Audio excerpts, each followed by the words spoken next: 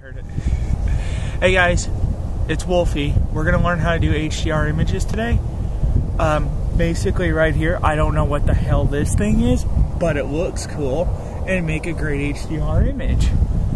Basically what HDR is you take your frame and you even out the exposures between the shadows and the highlights. How you do this is you take a series of frames way overexposed to way underexposed. The way overexposed would bring out the shadows details, which shadows in this, if you see, are the parts that are not lit up, that are solid white. And the severely underexposed images are going to bring out the highlight details, which is what's going to be lit up by the blue. Everything else in between is midtones. We're not worried about midtones right now. How you bracket it is your camera, this thing, has a reflector meter in it.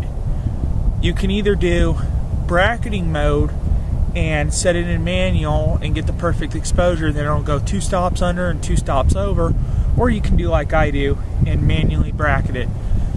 Your reflector meter, when it's perfectly centered like this, it's perfectly exposed theoretically.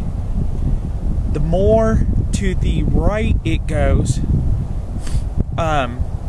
the more underexposed it goes. The more left it goes, the more overexposed it is. Now, depending on your camera and how you set it up, each little dash in there is either 1/3 of a stop or 1/2 a stop.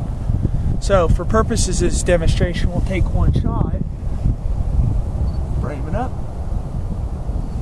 and take it. Now, this is a 30-second exposure, so it's going to be really overexposed. Another note, when doing HDR, if you do not have a wireless trigger, use your self-timer. That way, by the time your camera shutter goes off, your tripod is now steady.